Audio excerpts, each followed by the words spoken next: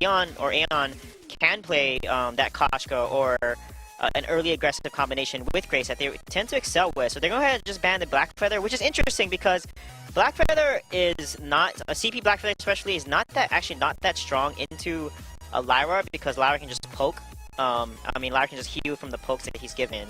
So that's an interesting ban. Maybe they don't want Leon on Black Feather, but Leon has been excelling on more late game carry heroes like Celeste, etc. I mean, Leon has a huge hero pool, right? So it's very difficult to target him specifically. I want to point out the fact that G2, they have used a huge portion of their bonus time already. Just 3 picks down into the draft. And that goes to show how important this game is to them. They need to think through every single pick and ban here if they want to go to Los Angeles. Yeah, or they haven't thought with it. I don't like the Cruel ban here because Cruel is not good into Grace. G2 should pick Sky here. Potentially, because they need Sky to counter this Grace. Without Sky, I don't see a way for them to win out against the Grace unless they want to try another composition that works better for them. They may go for the Samuel though, to be honest. But they actually pick the Idris here that leaves Sky, Samuel open for the side of Calamity. We know Aeon plays on solid Petal too. I don't know if that Petal is going to come out here. But they have a lot of odds. They can do a Dagio Grumpjaw, for example, is really strong. A Dagio Glaive would be really good as well. There's so many combos that they can pick on the side. They can do Celeste again, but that's not that good into an Idris. Or they can do a Lane Glaive into an Idris, which would work really well as well. Yeah, Idris has been typically an incredibly strong pick, but so far today we've seen less success. Certainly in the first series of today, we didn't see Idris manage to take a game. So we'll see how that's going to pan out in this one. Obviously, different players. Kestrel. The Kestrel, though, this is a signature pick for Calamity.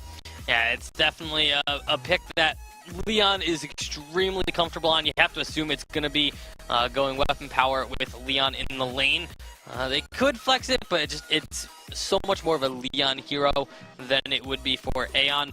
Aeon still has plenty of picks left available for him as well that we've seen him be able to have success on. I think Scarf potentially Scarf, here. Maybe even because it's an Idris and one of those melee heroes, a Petal could come out from Calamity again. They're the only team that was running this Petal frequently and into seemingly CP any Black Feather, composition. yeah. Normally CP Black Feather, and Aeon just completely destroyed a CP Black Feather with his Petal. So that would work because Idris has to dive, and Petal and Grace can protect the Kestrel and let Kestrel poke. So that could come out, but I think for them, Scarf would work as well. Sky would work really well to deny a counter pick, and Sky and Kestrel are just so strong late game. Those are 2 really strong late game heroes when they scale to the late game along with Grace here. Now, apparently, I've just been told by production that apparently Calamity Reborn have picked Arden, obviously the draft client. Oh, wow. So they're going to do a CP Kestrel with a weapon power Grace, looks like. Yeah. Very interesting way of looking at this draft, especially considering they first picked that Grace. It's a totally different direction. You don't look very happy with this one, Bacon. More confused. There's a lot of different ways they can go with it. Obviously, the tendencies we've seen from other teams would lead us to believe the weapon power Grace in the lane. That's what SK's been able to make work.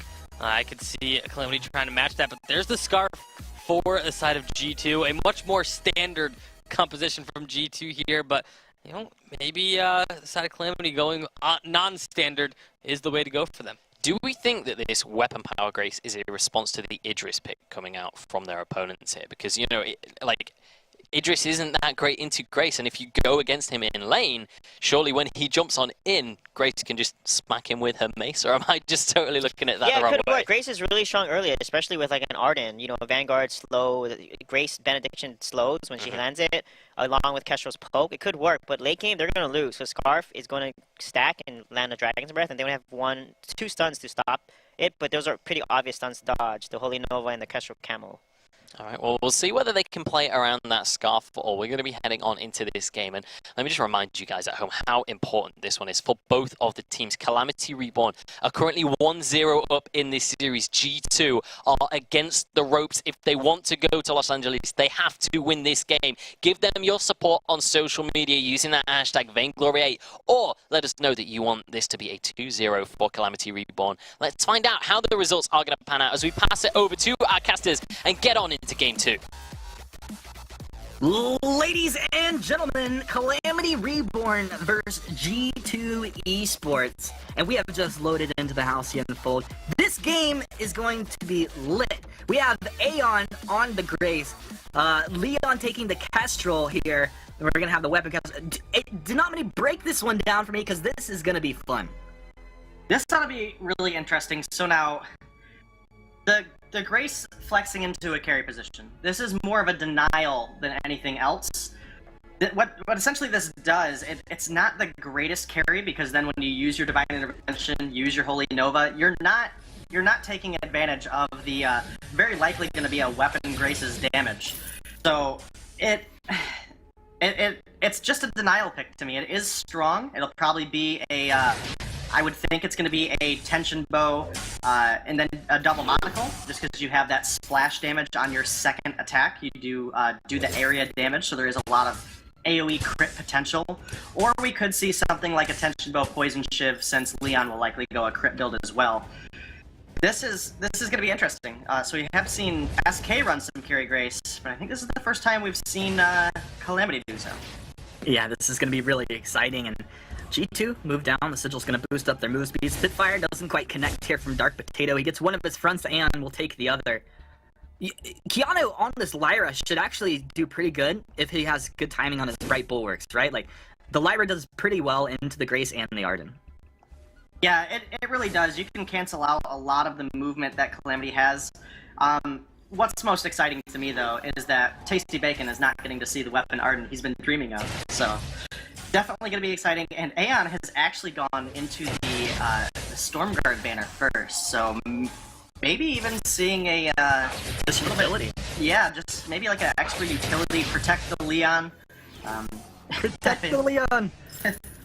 Yeah, there's definitely a lot of potential with this composition. I think it is iffy, because again, you do have to stop and cast your abilities, and as a attacking hero, you are then obviously losing out on your damage potential to try to protect your team. As well as we won't see the Echo very likely. We probably won't see the double Divine Intervention come out. So that's... Dude, we better. I mean, well, why wouldn't we see it? I mean, you'd literally have to go into a double support composition, and I just don't think that's the win condition for Calamity. I think the whole point of the Grace is to make a hard engagement and to force a lot of damage down. But man, now G2 looking very, very aggressive here. A lot of aggression coming out. Now the Vanguard gets Aeon out of there. Reborn should be able to get out as well. Dark Potato, Keanu don't actually find anything because most of the jungle was already cleared out. And we actually see Leon, because of this, he moves to the backs of G2. Hundor sniffs it out, he's going to move over, finds one basic, 2, 3, he's taking Leon pretty low. Leon's going to use boots, chakram off the mark. Hundor moving forward, he's on Leon, strong, Kiana's there as well. Leon should be going down. First blood to G2.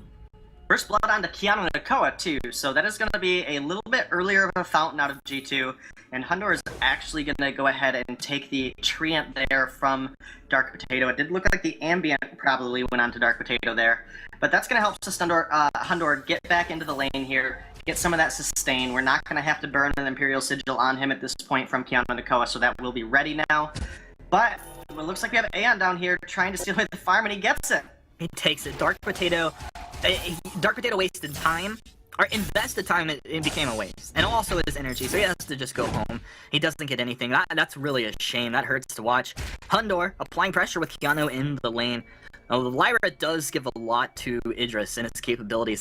You mentioned this earlier, like, if Idris goes in aggressive, boom, you just throw the Sigil forward. You kind of control the area that he wants to fight in. Yeah, I mean, that's exactly really the benefit of having the Lyra here, is her heal it has a pretty sizable range.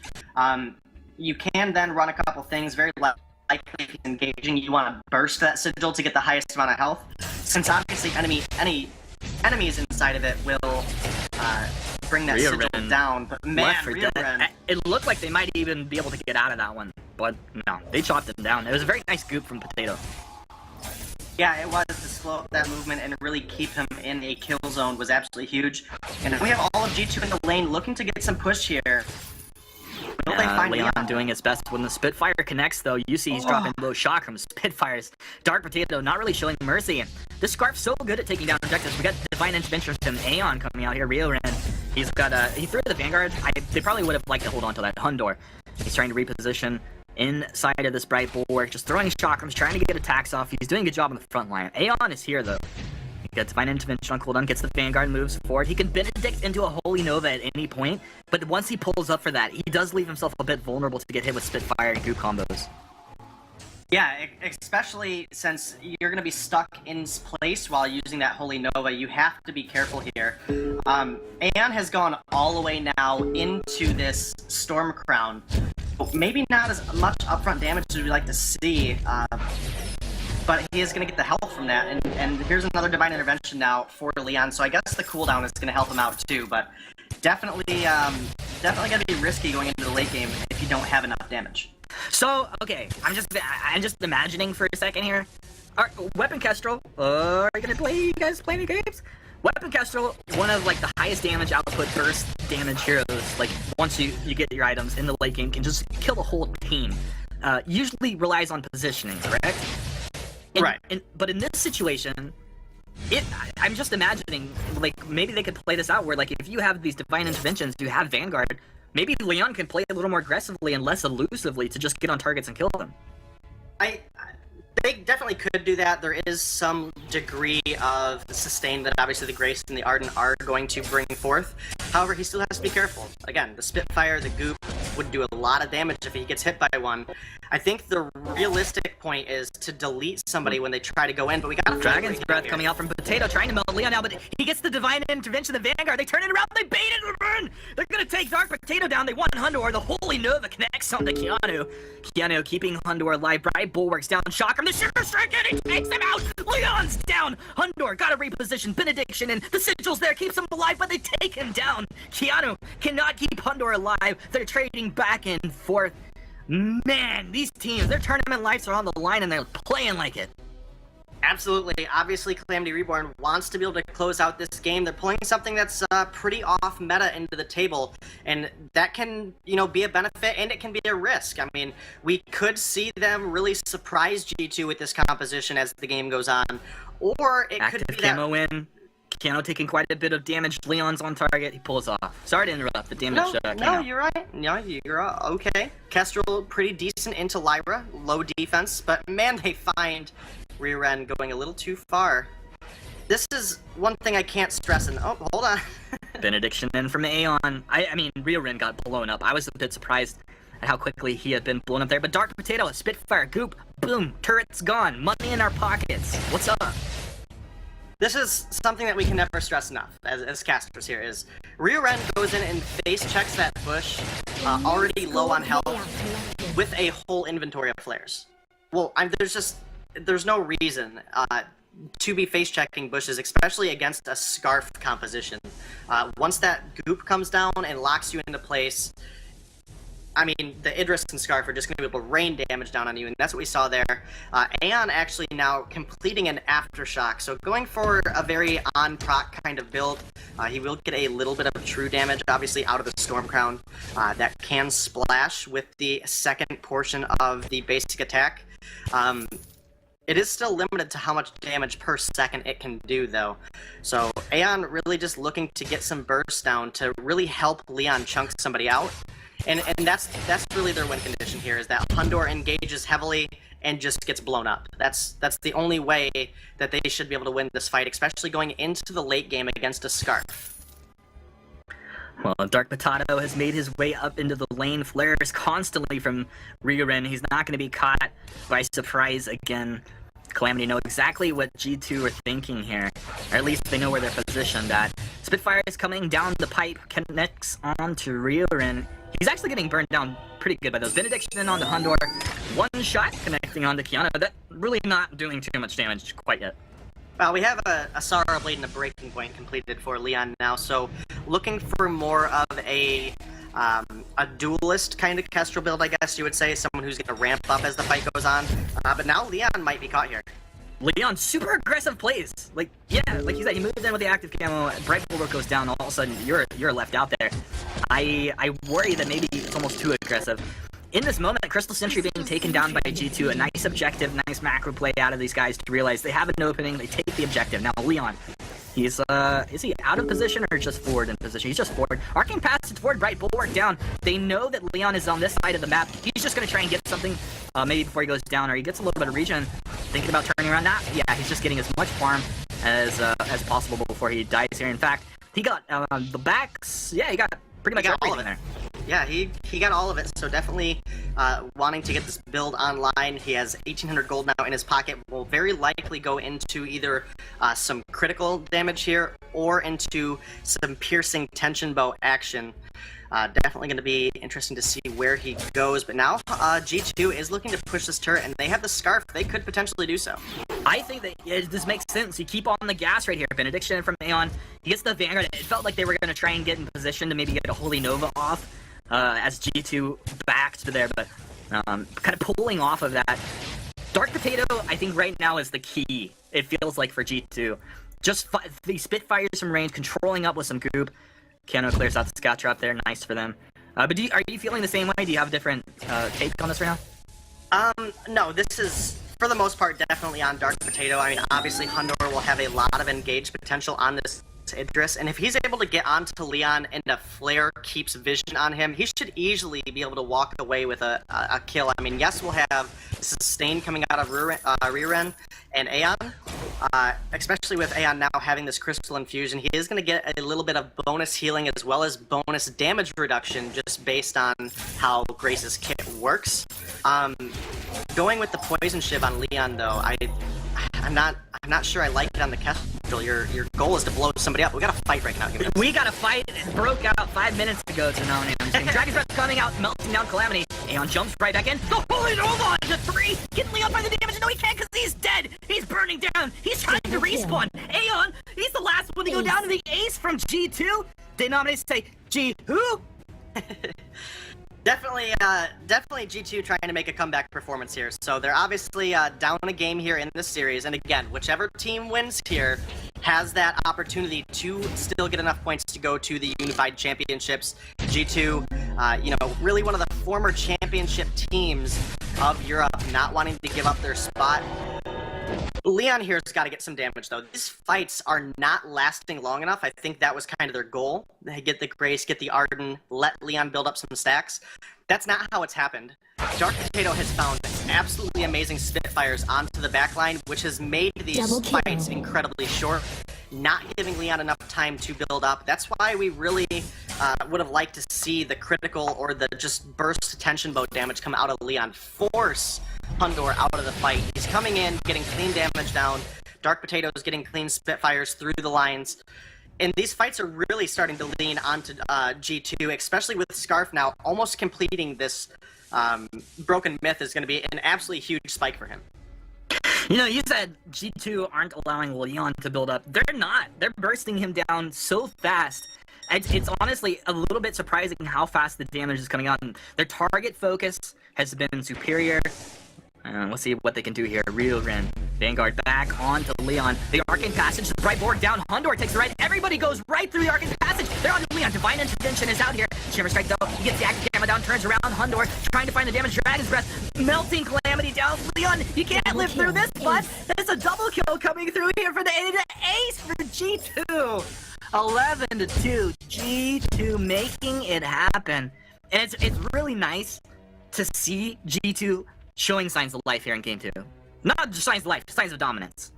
Yeah, and again, this is an important game for them. Obviously, you know, they had a great performance at the Spring Unified Finals, making it all the way down to the semifinals with, I believe it was Gangstars. And actually took it all the way to the last game. They took games in advantage in the early, and it was actually Gangstars that made a comeback. So G2 definitely has a lot of potential here. And again, there's just no damage from Aeon. It's literally dive Leon, kill Leon, and the fight's over. There's nothing that Aeon or Riren can do after Leon drops to bring back a fight. There's too much sustain for the side of G2. The Poison Shiv on Hundor, the Eve of Harvest on Dark Potato, as well as obviously the Fountain and the Imperial Sigil on Keanu and Nakoa. So definitely looking like G2's game to win. There's just not enough damage, and the fights aren't lasting long enough for Leon to be a threat. Yeah, Leon's constantly trying to reposition using active camo to be elusive. One huge thing I'm noticing today is that Keanu is always throwing vision down where Leon is. So it doesn't matter, like, even if he gets the active camo down, he gets the stealth, like, they still know where he is. So he's never catching anybody by surprise, and he's not bursting anyone down. I mean, in part due to the build you talked about, but also just playstyle. I mean, they're kind of just getting outplayed here. They definitely are, and again, it's just full commitment from G2 onto Leon. The Aftershock proc, the abilities aren't spammable enough for Aeon to really abuse that Aftershock, and now G2 is looking to rotate up. They see Calamity on this turret, and they could make a huge engagement here. Leon wants the turret, but he's gonna get the Vanguard, trying to reposition. Gauntlet's down, Leon turns. You can see that he wants Dark Potato, but he just can't find the damage onto him. Now the Dragon's Breath gonna come out. Dark Potato's like, well, I can roast one, I can roast two, I can roast all three if I really wanted to. And it's gonna be Aeon going down second. Rin will go down on the backside of this fight. Double kill for your Idris coming through. Hundor making it work for himself this time. And just, I gotta say, like, A to Z, G2 just 100% in control of this game. They absolutely are, and now they're going to take down this Kraken. It should be very, very quick, obviously, with the Scarf. And this should be, with the way they've been winning fights, should be game for G2. There's Leon in that last fight. That fight was actually starting to get long, and again, there's just not enough damage. There's not enough survival out of the side of Calamity Reborn, and Hundor's not even dropping below 90% health. We saw Dark Potato drop a little bit there, but he has a Metal Jacket complete. There's just nothing this build from Leon can do. There's no piercing, and the fights aren't lasting long enough for Breaking Point to do really anything.